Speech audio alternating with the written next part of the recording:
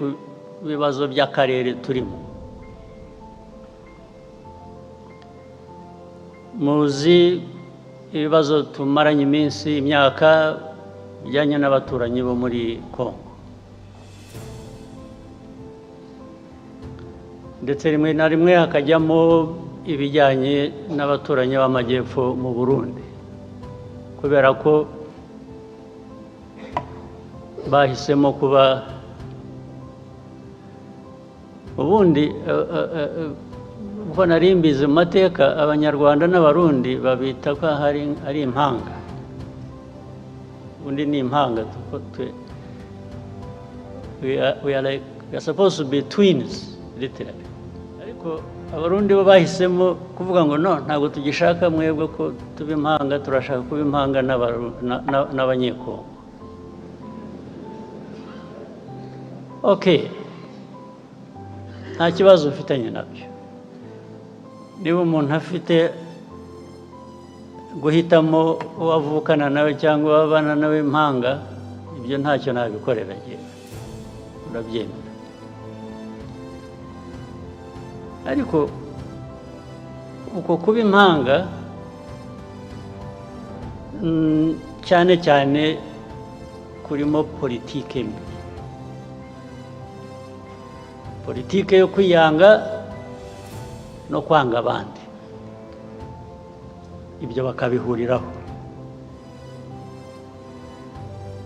Ibi ndabivuga ntabwo ari ibanga, kuko ubwabo barabyivugira abayobozi b'ibyo bihugu. Nta kintu gishya nahimbye, ntacyo ndi buvuge gishaka abantu gukurikirana ngo ariko ibyo yavuze nibyo, cyangwa niba ushaka kumenya ko ari byo, jya utega amatwi wumve ibyo bakubwira bo ubwabo. Ntabwo rero twajya gushakisha ahandi.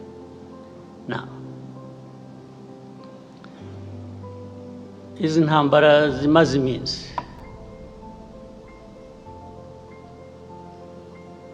icyambere nagira ngo rwose mbisubiremo mbivugire aha, mwumva uzi ko wumva ko nshobora no kuba mbeshya ampakanye, rwose ndishimana ntagira umupaka. Tubivuze kenshi, tubibwiye abantu benshi, barabizi ntibabihakana, ariko bakabivaho bakajya ku bindi. Iyi ntambara yo muri Congo mureba ntabwo yatangijwe n'u Rwanda, ntabwo yaturutse mu Rwanda. Rwose mubyandike, mubisuzume, mubikurikirane, ababishidikanyaho murabimenya ukuri kwawe. Intambara yaturutse ahandi, ntabwo yaturutse hano mu Rwanda. Aho handi sinirwa mpasubiramo, narahavuze sinirwa nongera kuhasubiramo. Yaturutse kuri Congo, ariko ituruka n'ahandi. Uko babigenje hagati yabo ibyo ntabwo bindeba.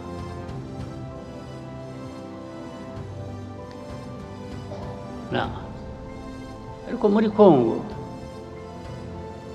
ikibazo u Rwanda rufitemo ni iki? Ikibazo u Rwanda rufite muri Congo kijyanye n'interahamwe ziri hariya na politiki na ideology ishingiye kuri genocide, kandi bigahora iteka batunga u Rwanda urutoki ngo turaje tubagenze nk'uko twabagenje ubushize. Ubushize murabuzi ko byabaye, ubushize murakuzi.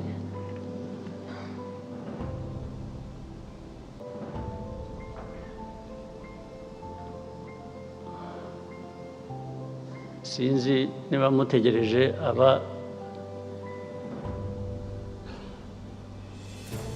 ubushize abo bwahitanye kuba ari bo babyivugira.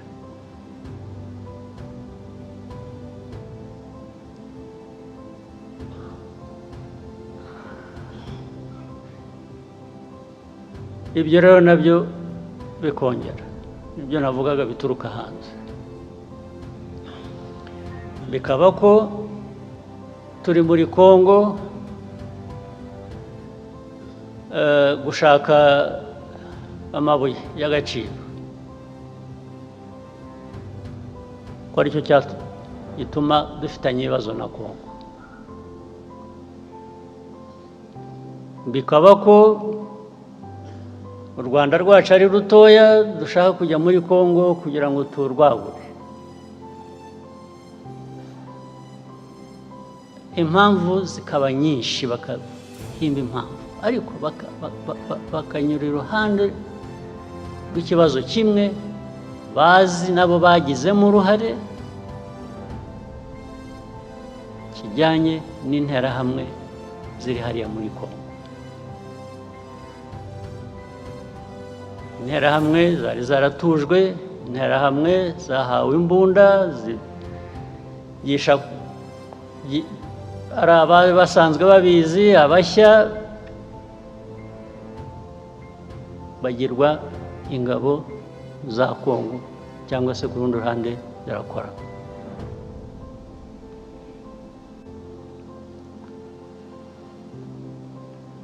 Loni UN ijya gushyira ziriya ngabo za UN muri Congo, MONUSCO, mwibwira ko bazishyiriye kugira ngo bigende gute? Kuki barinze gushyirayo ingabo za Loni muri Congo? Ariko kugeza n'ubu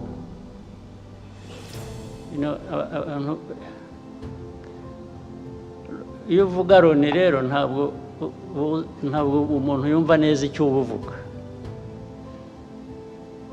cyangwa iyo uvuga international community, whether UN or international community, they more or less add up to nothing, because the UN is everybody, but at the same time it is nobody. The international community is all of us, but actually it is none of us when it comes to some of these problems. So you don't know who to hold responsible.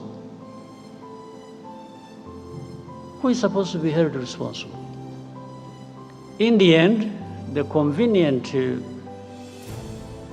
path is to find a culprit, to find somebody else who is responsible, and that becomes Rwanda. When you talk about Rwanda, you know what you're talking about. It is this small country of ours, you, me, and others. But when you say international community, you really, who are you talking about? Now, that force was put there. I just use a simple explanation, try and cut the long story short.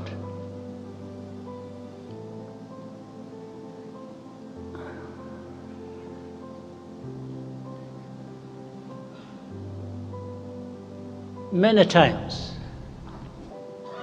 I meet ambassadors of countries credited here, either based here or based outside, or I meet government ministers of different countries. When you are talking about this problem of Congo,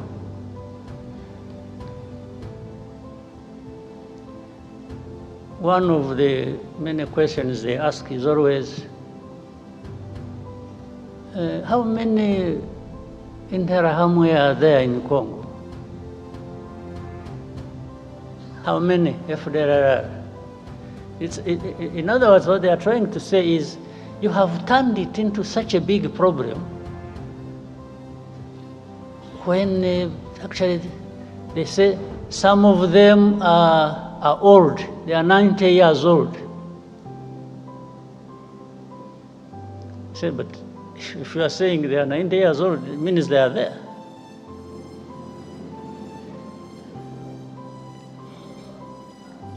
But to become 90 years old,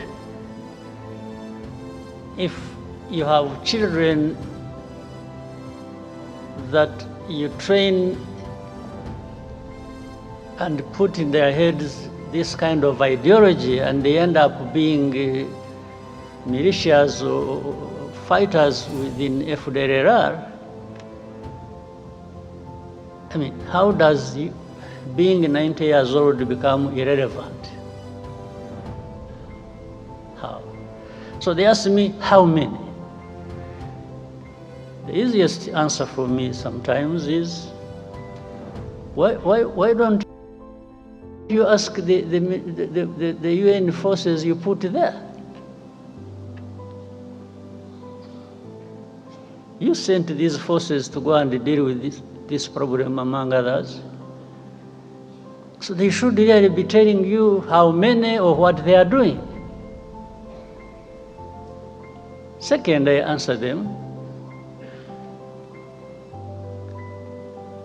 on issue of hate speech. How do you count the numbers? If the president of the country, that is Congo, or his assistants or heads of different institutions publicly talk about genocide, talk about attacking Rwanda, talk about all kinds of things as relates to genocide ideology. How do you count that in numbers? So you tell me how many give such a speech? Well, I also tell you, even if you think there are few who give such a speech, there are millions who are listening. And among them, they are recruited into that, and they become part of the threat that Rwanda faces. Aha, hari mu nama y'umushyikirano iri kubera I Kigali, aho Perezida wa Repubulika y'u Rwanda Paul Kagame yongeye kugaruka ku kibazo cy'umutekano wo mu karere, cyane cyane ku kibazo kiri muri Repubulika Iharanira Demokarasi ya Kongo. Ikibazo kenshi bahora begeka ku gihugu cy'u Rwanda ko ari cyo nyirabayazana, cyangwa se u Rwanda rufitemo uruhare, ibirego u Rwanda rudasiba guhakana, aho igihugu cy'u Rwanda cyemeza ko ari ibibazo by'abanyekongo, ko abanyekongo bakwiye kwicara bo ubwabo bagakemura ibibazo byabo hagati yabo aho kubyitirira abandi. Perezida wa Repubulika yabigarutseho mu nama y'umushyikirano, ati twarabivuze kenshi cyane, turabibabwira, ariko bo bakagira ibindi byabo bishakira, atari ko aho bigeze turarambiwe. Turabashimira rero ko mukomeza kubana natwe, mukomeza gukurikira ibiganiro byacu hano kuri Love and Life Rwanda. Turabasaba gukomeza kubana natwe mudukurikira ibiganiro byacu bya buri munsi, mukora subscribe, like ndetse na comment, kandi rwose mukomeze mubane natwe turabizeza guhora tubana namwe tubagezaho ibiganiro byiza. Mukomeze mugire ibihe byiza. Ciao ciao.